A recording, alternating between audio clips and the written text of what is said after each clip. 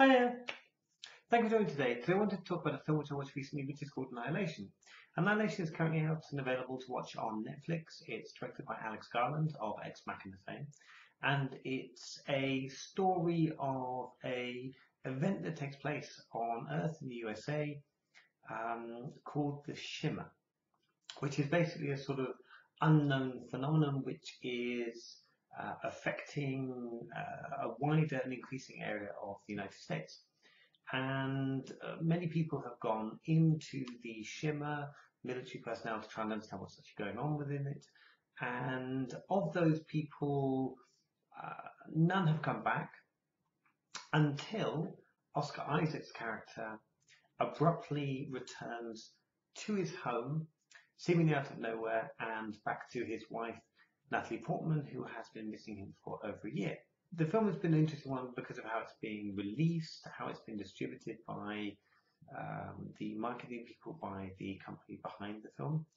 It was released, I think, cinematically in the US and perhaps in China as well, but in the rest of the world it's being sold to Netflix, so it was available for me to watch this week. And I didn't get any chance to watch it in the cinema. It is a film I would definitely want to see in the cinema. I try to get out to see sort of big sci-fi type films. I love my sci-fi, so I would try to go and see this in the cinema. But in the end, I had to make do with watching it on TV at home, and I can certainly appreciate how it would have been a really interesting experience to actually see this in the cinema on a big screen. It's clearly directed for the big screen, and that shows. I can understand, however, why perhaps the studio was nervous about this. It's a film that has a lot of, let's say, quite dense material. It's not a film that's a simple sci-fi action film. It's not just bad versus good. There's a lot of complex ideas going on in the film. I won't spoil anything about the film itself, but there are some really interesting, complex thought processes going on, and the way that we are dealing with people's reactions to change and evolution and metamorphosis and death, etc. It's quite a thrilling movie in the way it deals with those things. So I found the film overall very well acted. There are some really quite intense scenes. Natalie Portman is great. I think she can be a little bit hit or miss for me.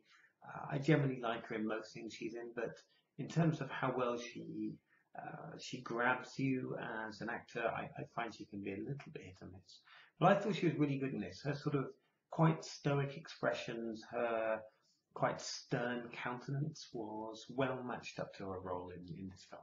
So the other supporting cast are Jennifer Jason Leigh, Tessa Thompson, Gina Rodriguez. It's a very good, mostly female cast. And the story is following the first group of all women to go into the Shimmer.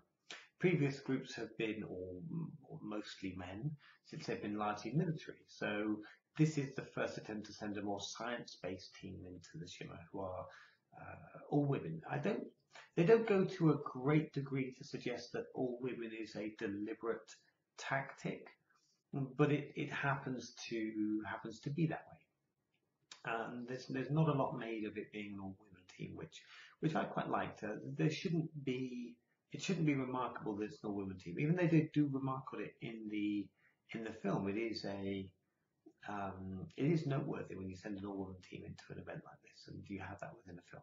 I thought it was really good the way they dealt with it, and they didn't I didn't find that the film was, male versus female. Men act one way, females act another way. You get the same complicated sort of responses to the Shimmer and how it affects people's psyche within this all-female group. You get a lot of different, sort of viewpoints, a lot of different reactions to the experiences they're going through. And I thought that was well handled in the film.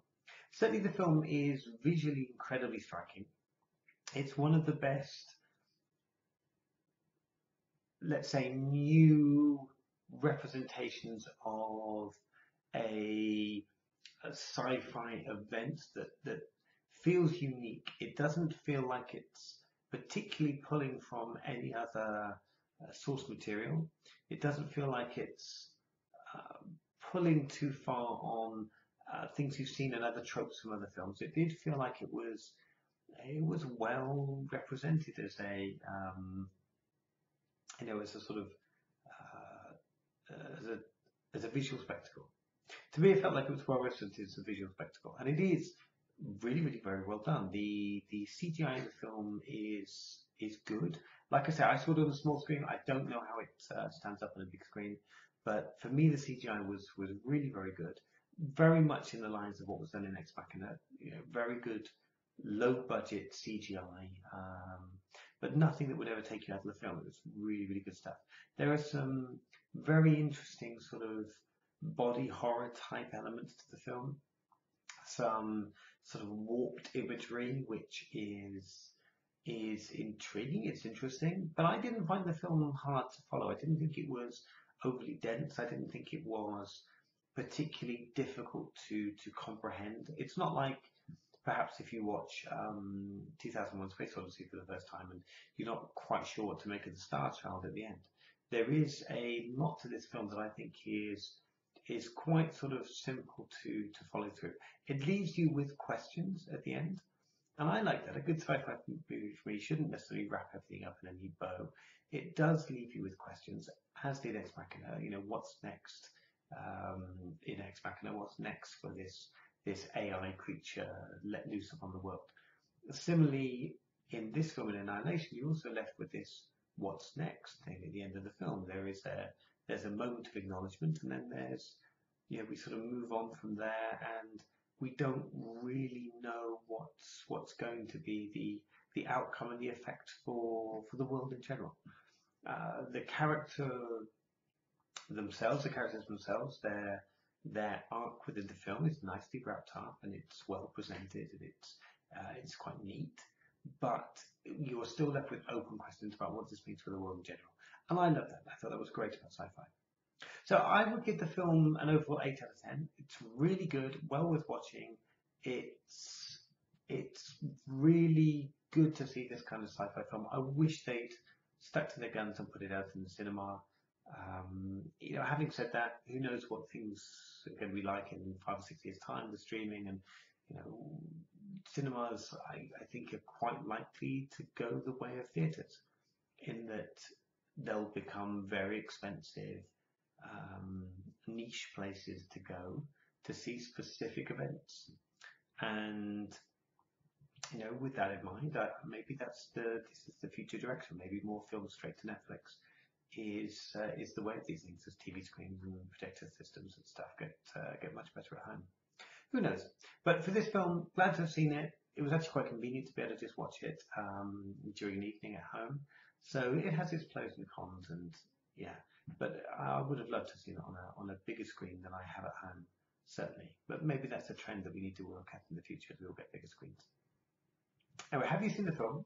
If you did see it, any thoughts, please let me know in the comments down below. I'd love hearing from everyone on these kind of film discussions. It's a real sort of hobby of mine. So if anyone's got any thoughts, please let me know in the comments down below. If you've seen the film, if you're looking forward to seeing it.